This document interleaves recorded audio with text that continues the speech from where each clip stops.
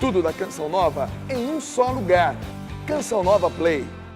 Proclamação do Evangelho de Jesus Cristo segundo Marcos. Glória a vós, Senhor. Naquele tempo, um escriba aproximou-se de Jesus e perguntou: qual é o primeiro de todos os mandamentos? Jesus respondeu: o primeiro é este: ouve, ó Israel, o Senhor nosso Deus é o único Senhor. Amarás o Senhor teu Deus de todo o teu coração, de toda a tua alma, de todo o teu entendimento e com toda a tua força. O segundo mandamento é: amarás o teu próximo como a ti mesmo. Não existe outro mandamento maior do que estes. O mestre da lei disse a Jesus: muito bem, mestre, na verdade, é como disseste, Ele é o único Deus e não existe outro além dele. Amá-lo de todo o coração, de toda a mente e com toda a força, e amar o próximo como a si mesmo, é melhor do que todos os holocaustos e sacrifícios. Jesus viu que ele tinha respondido com inteligência e disse: tu não estás longe do reino de Deus. E ninguém mais tinha coragem de fazer perguntas a Jesus. Palavra da salvação. Glória a vós, Senhor. Vamos aplaudir a palavra de Deus com alegria, com gratidão a esse Deus que nos ama e vem nos falar nessa tarde. Aplauda com mais força.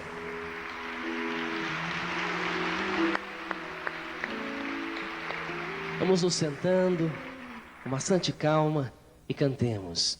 Amemo-nos uns aos outros, pois o amor vem de Deus, e todo aquele que ama nasceu de Deus e chega ao conhecimento de Deus, pois quem ama conhece a Deus. Mais uma vez, preparando o nosso coração. Amemo-nos uns aos outros, pois o amor vem de Deus, e todo aquele que ama nasceu de Deus e chega ao conhecimento de Deus, pois quem ama conhece a Deus.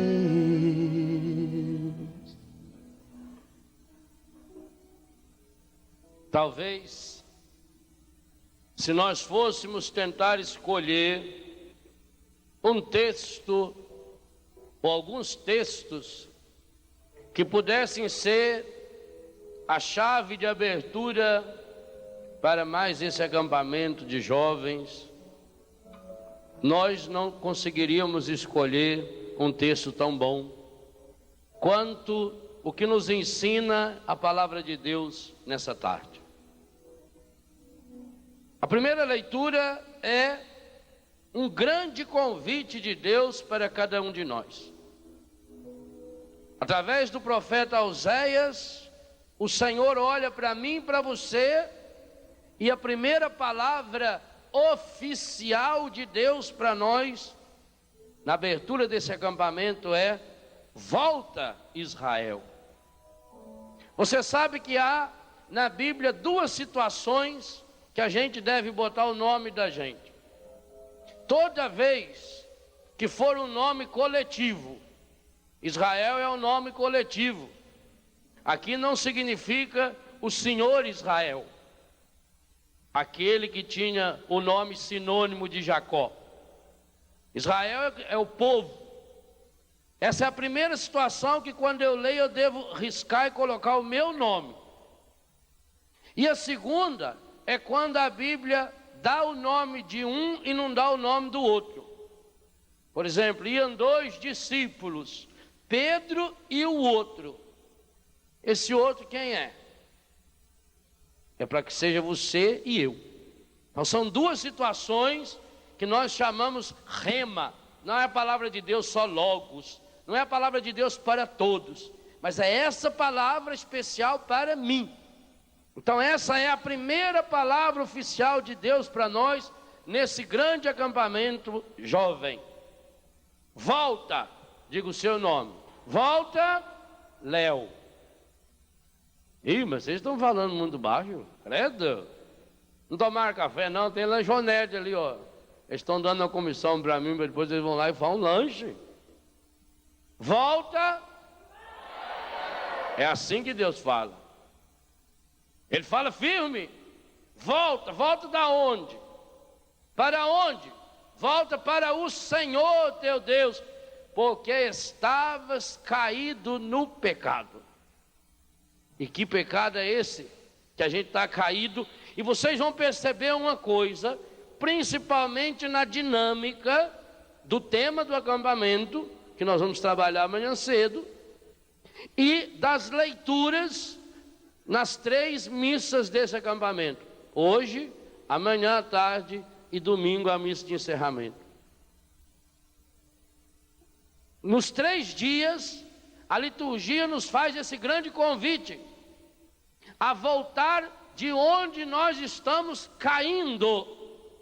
Esse é o primeiro sinônimo de pecado que aparece para nós. Pecado é estar caído. Volta para o Senhor, porque estavas caído em teu pecado. Que pecado? Jesus deixa muito claro. Qual foi o primeiro mandamento que Jesus ensinou aí para esse escriba e para cada um de nós hoje?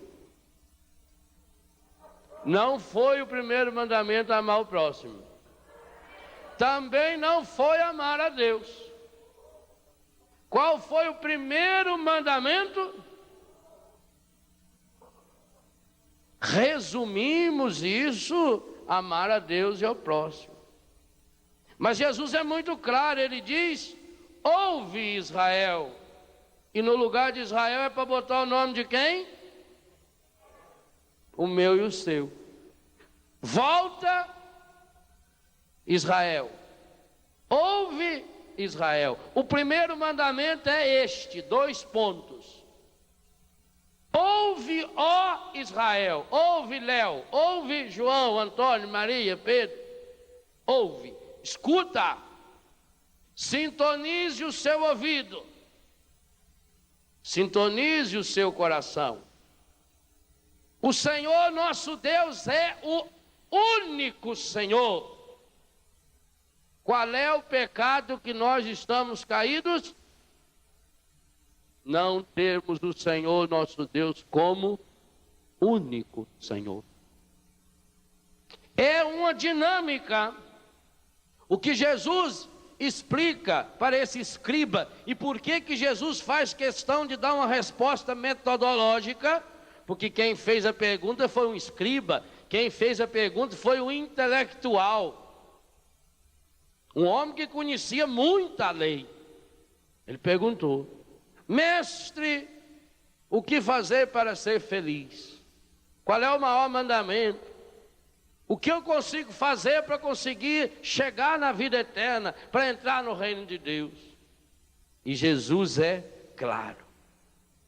Ouve, Israel, ouve, escuta. O Senhor é o nosso único Deus. Meus irmãos e minhas irmãs, eu acho que esse é o grande problema da catequese hoje. Nós ensinamos os mandamentos a partir do amar a Deus sobre todos. Qual é o primeiro mandamento da lei de Deus? Está errada essa tradução. Se você pegar Êxodo capítulo 20, Deuteronômio capítulo 5, é onde aparecem os mandamentos. E todas as vezes que Jesus fala, antes dele falar amar a Deus sobre todas as coisas, ele dá o fundamento para esse amor. Se você tomar o livro do Êxodo ou do Deuteronômio, o grande fundamento é a experiência pessoal de Deus. Eu sou o Senhor teu Deus que te fiz sair do Egito. O mandamento não é algo gratuito. O mandamento não é na linha da ordem, é na linha da experiência. A palavra de Deus não deve começar, e não começa de fato pela ordem. Deus não começa dando ordem. Essa lista que de vez em quando, aliás, toda a lista é medonha, mas essa lista, quando aparece os 10 mandamentos, é terrível. Porque primeiro dá a ideia de um Deus que só vive ditando normas. Parece que um Deus que governa, feito o governo de certos países, que só sabe fazer medida provisória, MPs. Ou como o governo argentino agora, que acabou de baixar um decreto. É decreto em cima de decreto. Então nós acabamos tendo essa ideia de Deus, de um Deus que vive mandando. Mandamento é de mandar, é de dar ordens.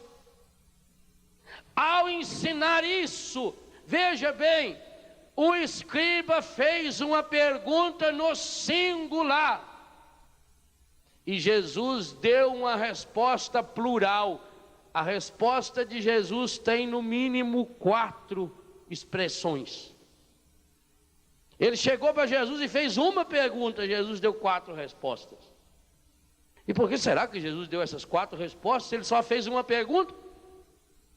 Porque Jesus quis mostrar que há uma ligação profunda, que não existe essa de fazer uma única experiência como se fosse uma norma, mas que é preciso fazer uma única e grande experiência, não a partir de uma norma, de uma lei, porque leis passam, normas e leis são frias.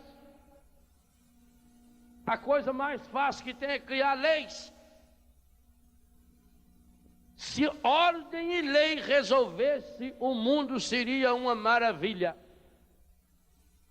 O Brasil seria uma superpotência, a América Latina seria uma fábula, a Rússia seria um espetáculo, Cuba seria um oásis para o mundo, a China seria a perfeição, porque todos esses países tiveram ou ainda têm a experiência de uma ditadura, de lei fria, de lei que tem que ser cumprida, porque se não for cumprida, mata.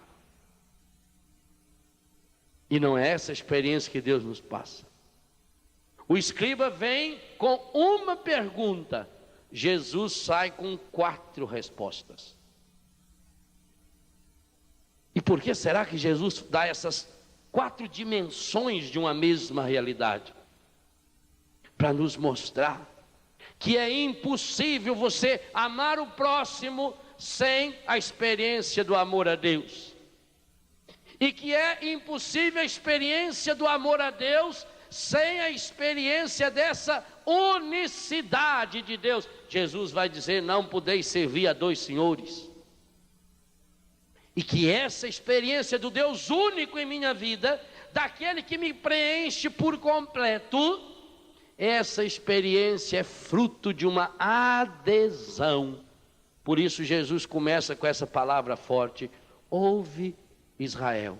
Escuta Israel. É a mesma palavra da primeira leitura do volta. Volta Israel. Volta Léo. Volta você da onde você está caído nesse pecado. Que pecado?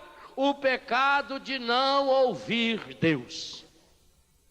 O pecado de não ter os ouvidos e o coração voltado para o Senhor. É a expressão que mais se repete em todo o Antigo Testamento e que Jesus retoma sempre. Inclusive cria expressões próprias para dizer: em verdade eu vos digo, quem tem ouvidos para ouvir, ouça.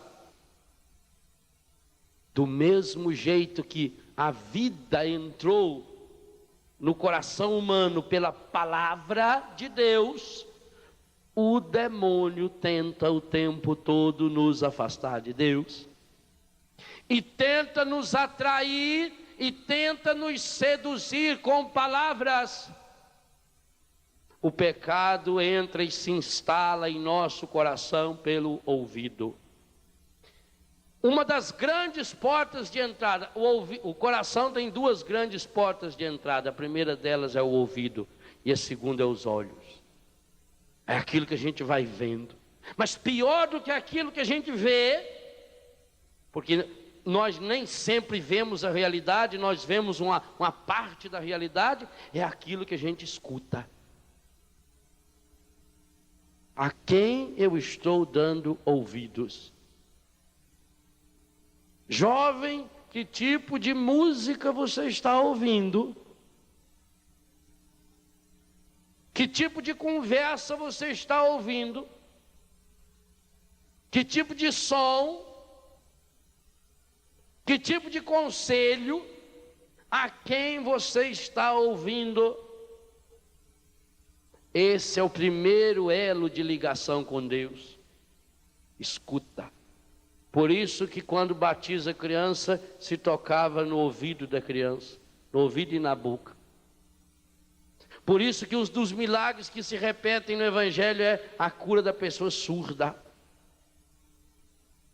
Ouve, Israel, ouve, Léo, ouve, escuta, preste atenção. Quem é o único Senhor da sua vida? Jesus está dizendo a esse escriba e a cada um de nós: é muito fácil falar que eu sou de Deus da boca para fora. Mas a pergunta fundamental de Jesus na resposta é: quem é o absoluto da sua vida? Quem é que ocupa o melhor da sua vida? Para quem você dá o seu melhor? E quando nós olhamos para isso, quantas e quantas vezes, principalmente na juventude, se percebe: damos o melhor para o mundo, damos o melhor para o encardido, damos o melhor para o pecado, e às vezes o resto para Deus. E aqui está a razão e a origem de todo o pecado. Aquilo que São Paulo escreveu aos Romanos e a nós, logo no primeiro capítulo da sua carta: todos pecaram e estão privados da glória de Deus. Há uma causa profunda nos grandes dramas que a humanidade está vivendo, e essa causa tem nome. E esse nome é uma palavra que o mundo moderno não gosta de ouvir muito, e principalmente o jovem não gosta de ouvir muito: é o pecado. O pecado vai entrando no coração humano pelo ouvido, do mesmo jeito que a serpente foi entrando no coração de Eva pelo ouvido, e ela foi dando ouvidos à serpente.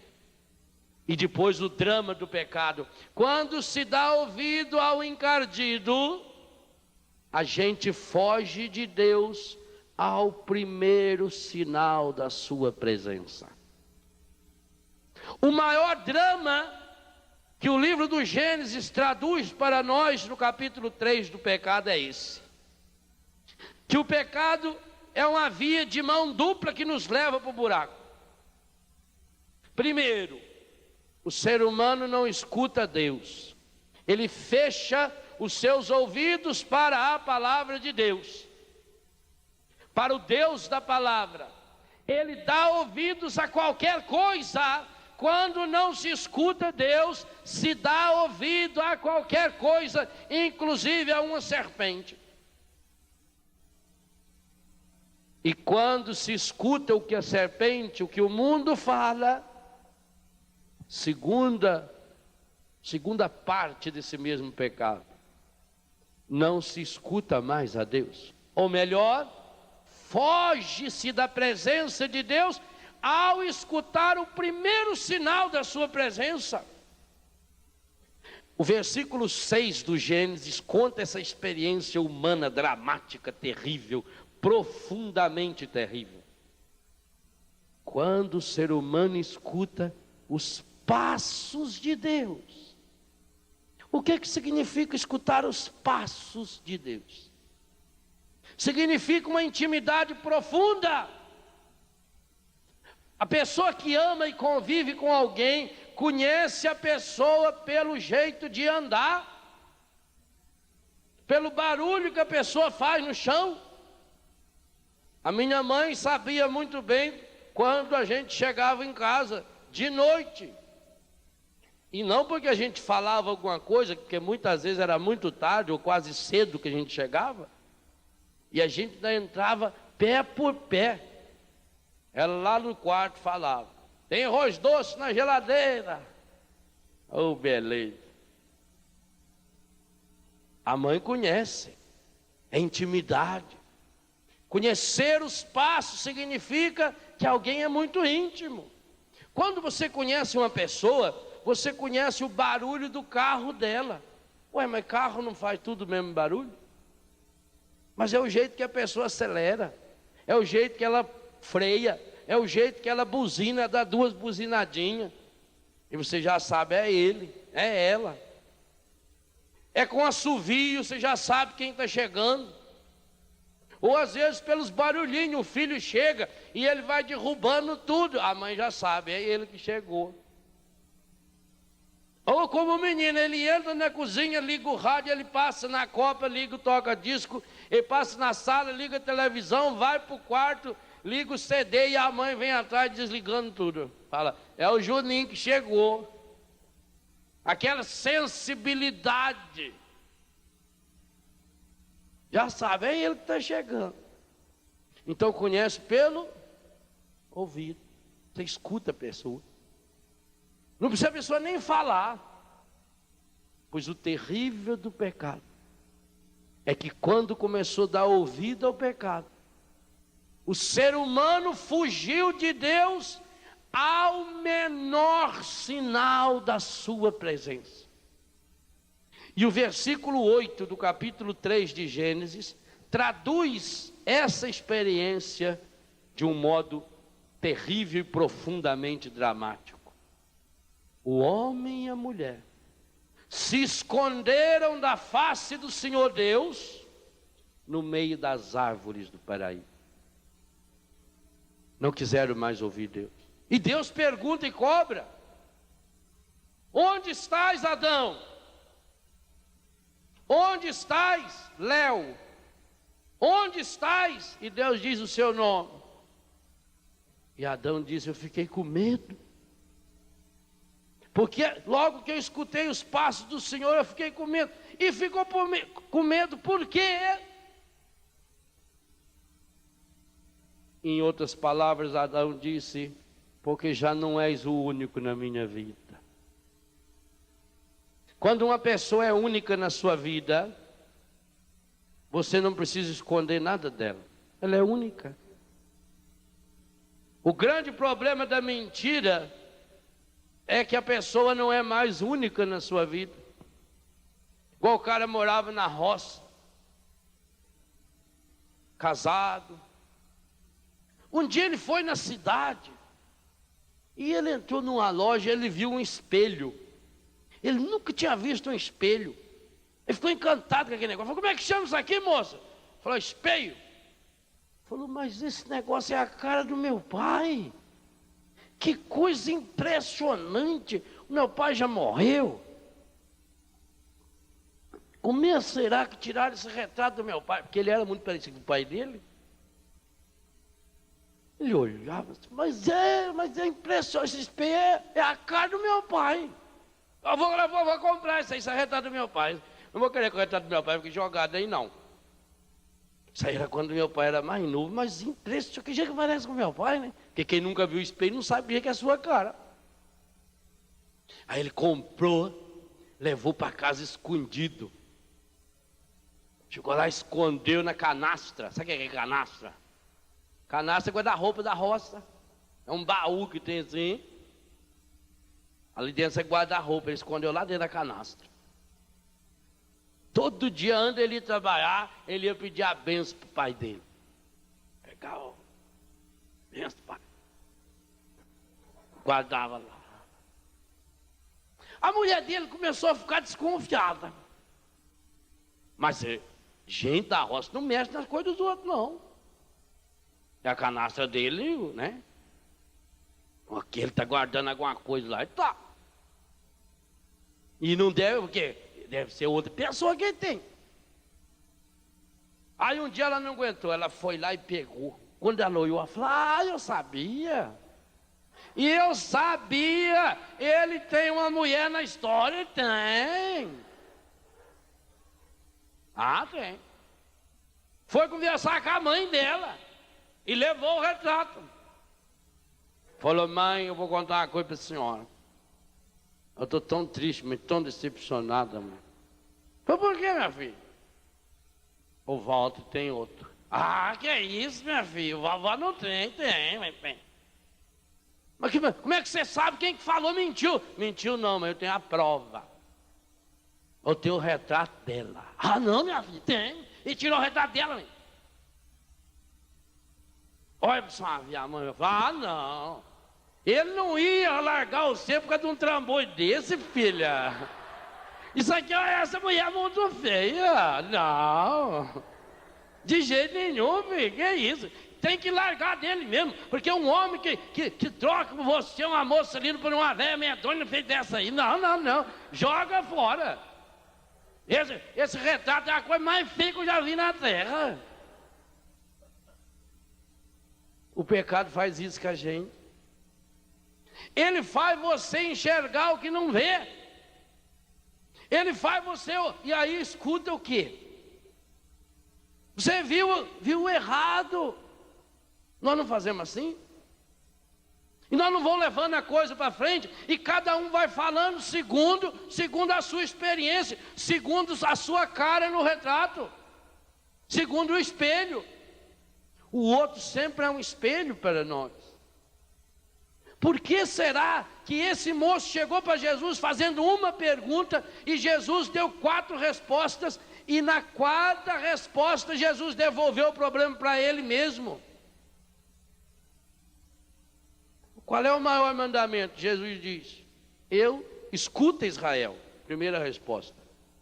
Eu sou o único Senhor, segunda resposta. Amar o Senhor teu Deus sobre todas as coisas, com todas as forças da tua mente, toda a força do teu coração. Terceira resposta.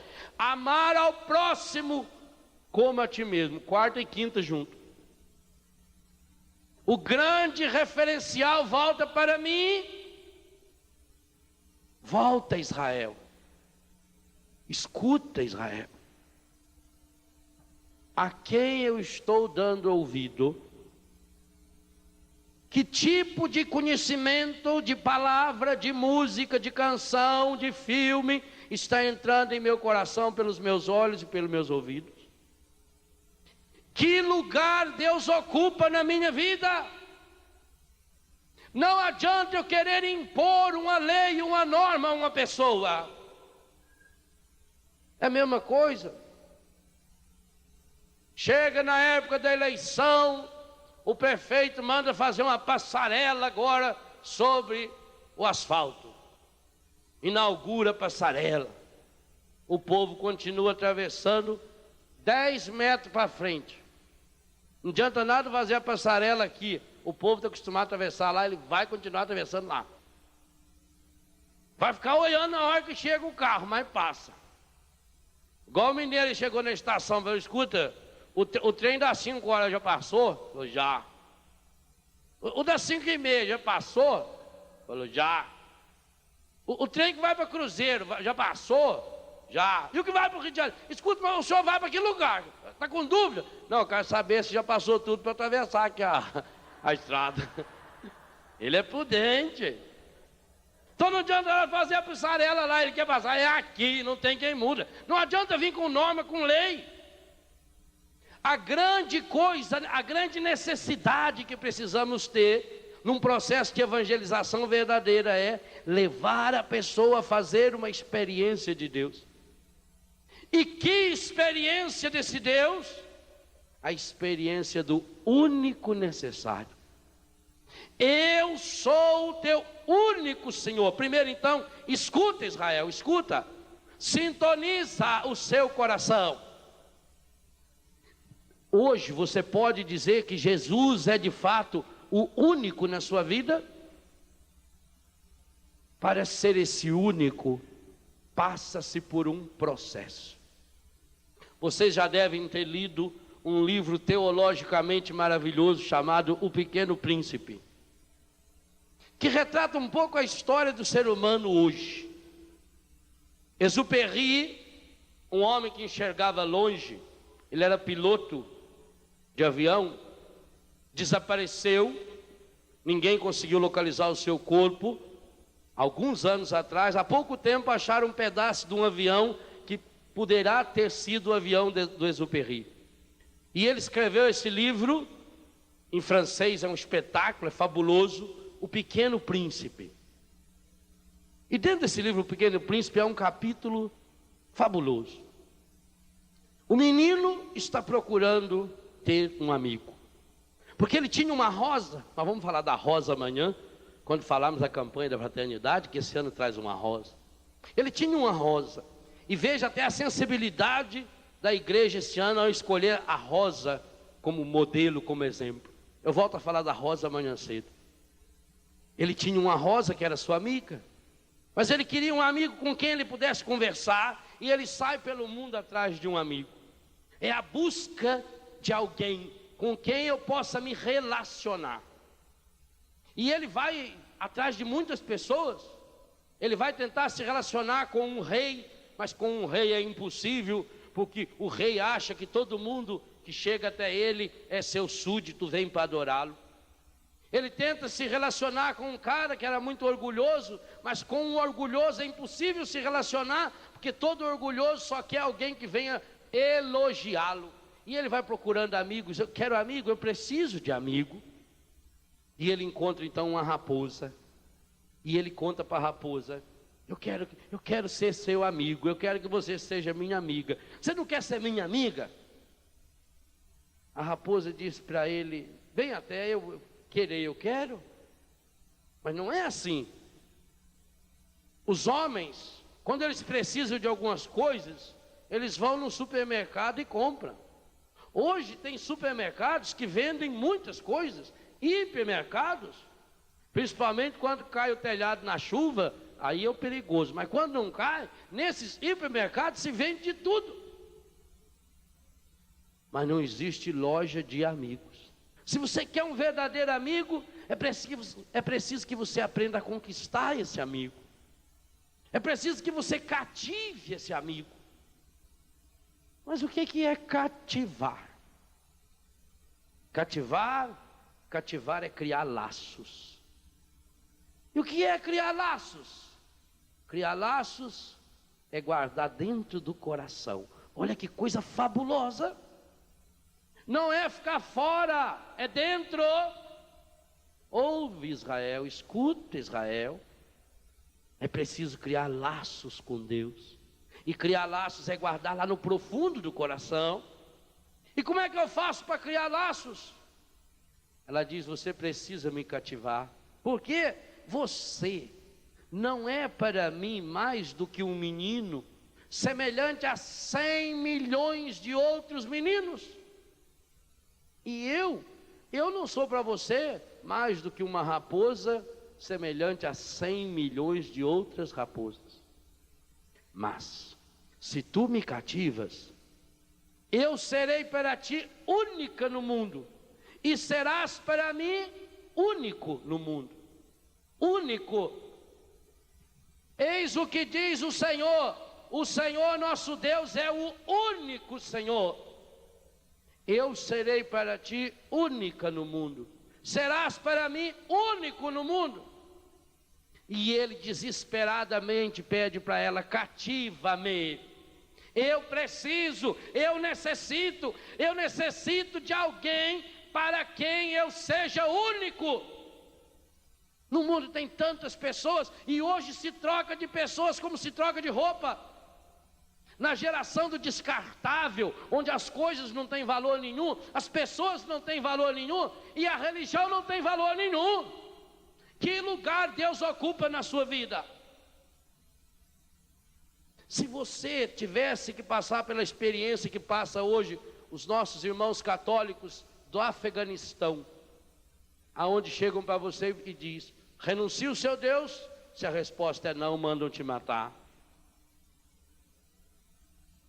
muda de religião. E aquele senhor disse: não vou mudar de religião. E estupraram violentamente a sua filha de 8 anos de idade. Isso agora em dezembro do ano passado, há 2 meses atrás.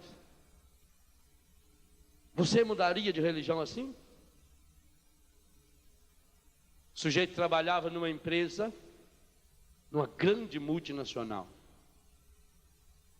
Numa sexta-feira de manhã, ele é chamado na sala do chefe geral. E o chefe diz para ele: olha, nós recebemos aqui uma orientação do nosso presidente mundial. E ele está mandando que coloquemos alguém agora para chefiar a nossa empresa em todo o Brasil. E precisa ser uma pessoa muito bem escolhida. Precisa ser uma pessoa que tenha coragem de dar 100% do seu tempo para a empresa. Precisa ser uma pessoa que assuma a empresa para valer. E nós pensamos no senhor. O senhor tem trabalhado conosco aqui, já tem uns 10, 15 anos. E nós estamos pensando em colocar o senhor como diretor-geral do projeto aqui no Brasil. Mas para isso, o senhor sabe que a nossa empresa não admite que a pessoa tenha ou pratique uma religião. Porque a nossa empresa é para todos. Nossa empresa é quase igual a política. Dependendo da situação, ela vai na igreja, não vai, vai nessa ou vai naquela. Você não pode ficar só seguindo uma religião, não. E outra, não é só da boca para fora, não. A nossa empresa exige que você seja um homem de todos. O homem do mundo moderno, ele não pode estar preso a coisa pequena, esse negócio de igreja, esse negócio de religião. Mas nós sabemos que o senhor é uma pessoa muito religiosa. Sabemos que o senhor é da renovação carismática, que o senhor vai na carismática, que o senhor gosta, inclusive, de fazer uns acampamentos lá na Canção Nova, não é? Passa lá o final de semana. Então nós resolvemos chamar o senhor hoje na sexta, para que o senhor tenha tempo de pensar. Segunda-feira, às 9 horas, eu vou chamar o senhor de novo na minha sala. E eu quero uma resposta. O senhor aceita renunciar à sua fé religiosa para poder assumir esse cargo? O senhor sabe que o salário é altíssimo. O senhor vai ter segurança para o resto da sua vida. O senhor vai assinar um contrato e a empresa assina um contrato que não pode mandar o senhor embora. É um cargo vitalício. O senhor vai ganhar 100 mil reais todo mês, além de casa. Vai ganhar mais do que o presidente dessa entidade que estão questionando aí nos jornais. Vai ganhar uma fortuna. Vai ter casa em tudo quanto é lugar. Mas o senhor pensa bem. O senhor aceita? Segunda-feira, o senhor tem de hoje, sexta até segunda. Ele foi para casa. E foi pensando, aí foi conversar com a mulher dele, mostrar o retrato para ela. Ela falou: bem, é claro. Porque o que adianta a religião da boca para fora? O importante é você achar o amor lá dentro do seu coração. Ele está certo. Não tem nada que seguir. Imagina com 100 mil por mês no bolso, você não vai nem ter tempo para ir na igreja, meu. Larga. Não, mas ele falou que não é só da boca para fora, não. Eu tenho que renunciar à minha fé. Eu tenho que renunciar ao meu Deus. Ô marido, com 100 mil você renuncia até eu, rapaz. Você é bobo. Você acha? Claro. Aí foi conversar com um colega dele. O colega dele falou: mas deixa de ser bobo, rapaz. Aí o desemprego que está aí, religião enche barriga. Religião enche barriga dos padres. Você não sabe que cemitério de frango é barriga de padre? Mas nossa não, velho, que é isso? Essa religião é tudo bobagem. Larga esse negócio de Deus. Que Deus é para depois da morte. E outra, ainda vai ter muita reencarnação para vir ainda. A pessoa que acreditasse mesmo na reencarnação, uma vez eu falei isso com o senhor: o senhor acredita mesmo na reencarnação? Eu falei: claro. Seria uma injustiça se Deus não desse uma nova chance. Então, agora eu vou viver uma vida só depois de morrer? Não, isso é claro, padre. E o senhor vai voltar? Disse, claro que eu vou. Falei, se o senhor acreditasse mesmo em reencarnação, o senhor deixava registrado em cartório que a sua herança era para o senhor mesmo. Não é? Já que o senhor vai voltar, o senhor já deixava ela reservada. Ele deixa. Se eles deixassem no nome deles, já estava certo. Então larga de bobagem, vai ter reencarnação. Aí ele foi conversar com um tio dele. E cada um, imagina, ganhar 100 mil por mês. No domingo ele estava na angústia, ele foi até na missa. Mas ele chegou de noite e tomou a decisão. Disse, olha, Deus vai me entender. Eu preciso pensar no futuro dos meus filhos. Com esse dinheiro eu quero ajudar muitas outras pessoas. Se eu não ocupar esse cargo, outra pessoa vai ocupar. Vai que seja uma pessoa ruim. Que bom que é eu que sou uma pessoa boa, uma pessoa honesta, uma pessoa cheia de valores. Eu acho que eu vou aceitar. Quando chegou 9 horas da manhã, segunda-feira, aquela sala cheia de gente, os diretores, os presidentes, tudo engravatado, ele nervoso, suando, entrou na sala. O senhor teve o final de semana para pensar. Pensou na nossa proposta? Sim. E qual é a sua resposta? Qual seria a sua? Pensa. Qual é a decisão do senhor? O senhor renuncia à sua fé? Ele disse, eu pensei muito, conversei com a minha esposa e cheguei à conclusão que sim. Eu renuncio à minha fé, renuncio ao meu Deus, eu renuncio à minha religião e eu assumo esse cargo. Todos os diretores se levantaram e o presidente falou, infelizmente nós não podemos aceitá-lo. Porque um homem que por causa de um cargo renuncia ao seu Deus, vai renunciar à nossa empresa por qualquer coisa muito menor. Um homem que renuncia a Deus, num único final de semana, em uma semana ou duas, é capaz de renunciar a qualquer coisa, inclusive a empresa. O Senhor não serve para nós.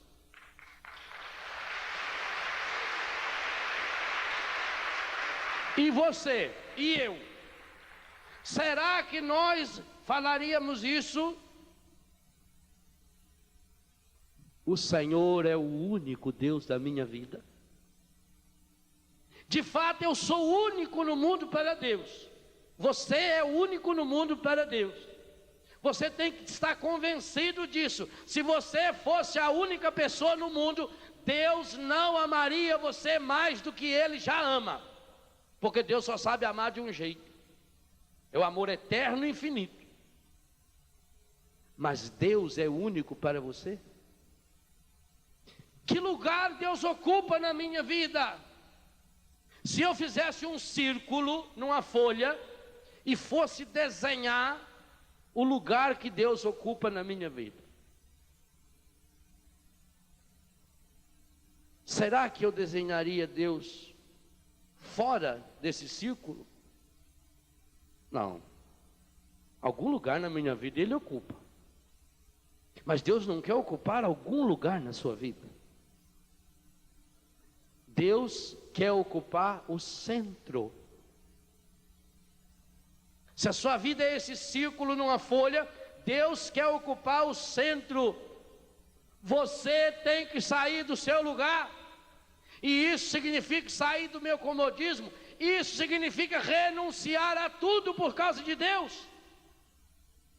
Deus, ou Ele ocupa o centro único. A palavra de Jesus é muito forte aqui. O primeiro mandamento é este: ouve, Israel, o Senhor nosso Deus é o único Senhor. Único é único.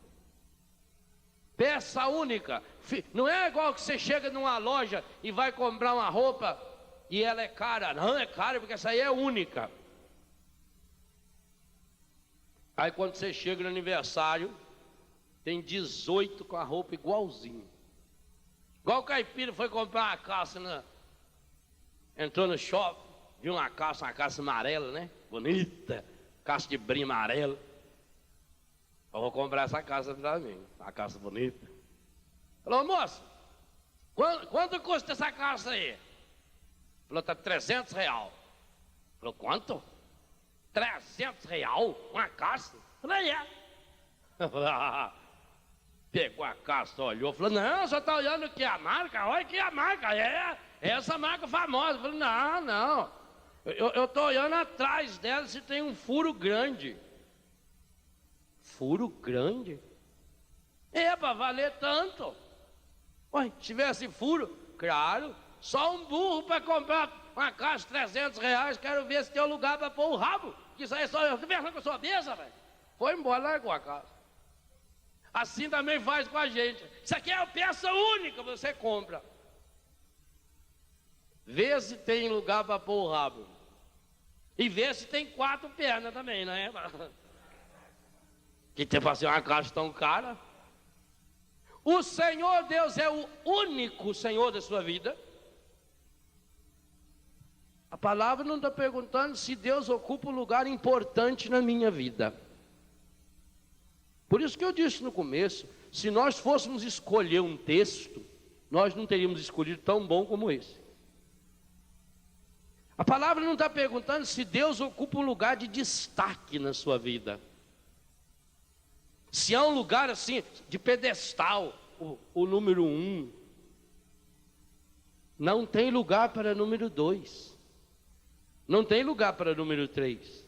E Jesus vai depois ensinar essa radicalidade. Aquele que amar mais pai, mãe, irmão, filho, filha, tio, marido, mulher, do que a mim não é digno do reino. Você pode dizer que Deus é o único, peça única, único. Ou eu tenho uma porção de outros deuses. E o que é pior, às vezes, além de não ser único, Deus ocupa o último lugar. Se for numa fila, primeiro eu. Segundo lugar, eu. Terceiro lugar, as minhas necessidades. Quarto lugar, os meus interesses. Quinto lugar, os meus prazeres. Sexto lugar, a minha vontade. Sétimo lugar, o meu desejo. As minhas necessidades. A minha fome. A minha dor. A minha roupa. O meu isso, o meu aquilo. Esse é o maior ídolo. Sabe qual é a maior idolatria que existe? Não é ter uma imagem em casa. A maior idolatria que existe, eu não sei se tem essa palavra, se não tem, está decretado que a partir de hoje ela passa a existir. A maior idolatria que existe é a egolatria, é a autolatria, é a eulatria. E o triste é que a eulatria logo vira eulatrina. Em pouco tempo.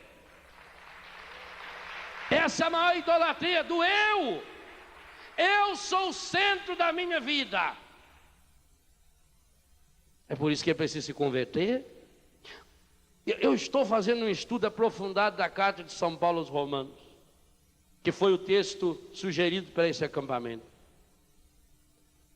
O capítulo 8º, que é o capítulo escolhido como tema para esse acampamento, na carta aos Romanos aparece 30 vezes a palavra Espírito Santo. 19 é no capítulo 8º. Portanto, é o grande capítulo do Espírito Santo. Mas até chegar no capítulo 8º, estou fazendo o estudo da carta toda. Nós partimos dessa dura e terrível realidade. Quando o apóstolo constata: todos pecaram e estão privados da glória de Deus. E aí quando a gente começa a ler a carta e perguntar: mas qual é esse pecado? Que pecado é esse? é o pecado da idolatria. Porque o ser humano, vai explicando São Paulo, até chegar no capítulo 3, o ser humano vai criando e adorando a criatura ao invés do Criador. E diz São Paulo logo no capítulo 1 aos Romanos: não tem desculpa, tudo aquilo que o ser humano precisava conhecer de Deus, ele pode chegar a esse conhecimento até pela inteligência, porque Deus revelou nas obras da criação. Não tem desculpa. Por isso, e aí está a radicalidade do inferno, que o mundo moderno não quer ouvir falar, mas que nós sentimos e vemos a sua ação acontecendo no mundo. Todos pecaram e estão privados da glória de Deus. Ora, se nós estamos privados da glória de Deus, é por quê? Porque Deus é mau? Ah, padre, eu não sei porque as coisas acontecem assim na minha vida. Padre, eu não sei porque tudo vai mal na minha vida. Eu não sei porque isso. Eu sei. Só que a resposta é dura. Quando a gente faz uma pergunta para Deus, Ele vem com 4 respostas, no mínimo. E é por isso que nem sempre nós queremos fazer pergunta para Deus. Nós não queremos nos converter. Olha a palavra de Oséias para nós: volta, Israel, para o Senhor teu Deus, porque estás caído no pecado. O que é converter? Converter é passar a enxergar o mundo a partir da ótica de Deus. E será que eu quero isso para a minha vida? É ver segundo o espelho de Deus. Essa egolatria, essa autolatria, eu quero as coisas do meu jeito. Ah, eu me converti. Eu pensava assim, agora eu penso assado. Então você não se converteu coisa nenhuma. Converter não é sair do seu jeito de pensar para o novo jeito de pensar. Isso não é conversão. Ah, eu pensava de um jeito, agora eu penso de outro, eu me converti. Isso não é conversão. Isso é ser Maria vai com as outras. Conversão é: eu pensava desse jeito e agora eu penso do jeito de Deus. Eu enxergava desse jeito e agora eu enxergo do jeito de Deus. Eu fazia desse jeito e agora eu estou fazendo do jeito de Deus. O jeito de Maria é o jeito de Deus. Enquanto eu fizer do meu jeito, não tem jeito. Enquanto eu estiver e continuar pensando do meu jeito, eu não acho esse caminho. Volta, Israel, da onde estavas caído, que é o pecado. Eu sou o único Senhor, único. Mas então eu tenho que mudar tudo. E não é o que São Paulo diz aos Romanos, no capítulo 12: não vos conformeis com este mundo, transformai-vos pela renovação da vossa mente. Passar a ver segundo os olhos de Deus. E não tem outro jeito senão ouvindo a palavra de Deus. Como é que forma o homem de Deus dentro de nós? O que o Espírito Santo faz dentro de nós? Forma, ele gera Jesus em nós.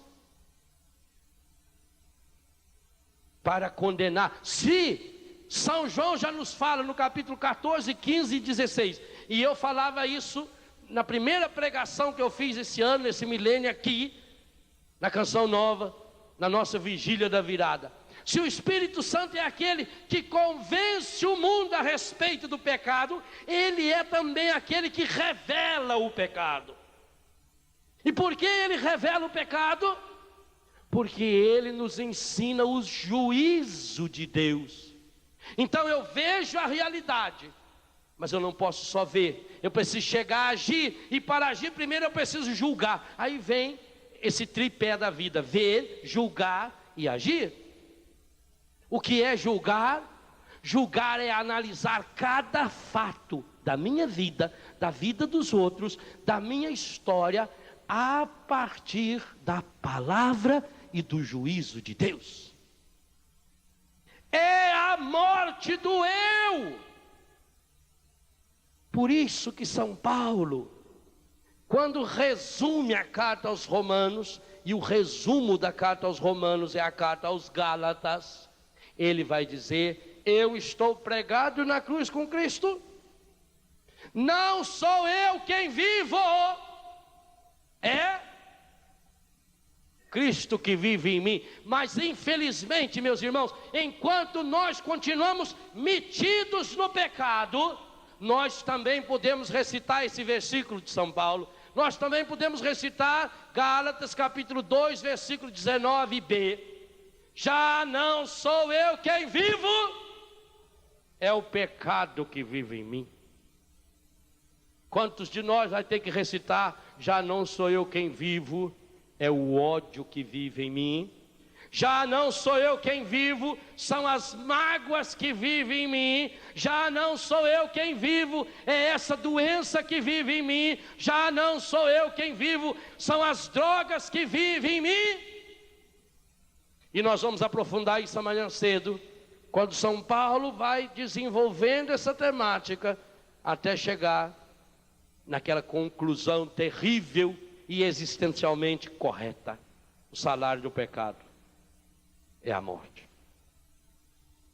Escuta, Israel, escuta. E nós vamos ter que escutar muita coisa. Eu sou único. Deus não quer ser um importante na sua... Oh meu Deus, o Senhor sabe quanto o Senhor é importante na minha vida. Ele não escuta essa oração.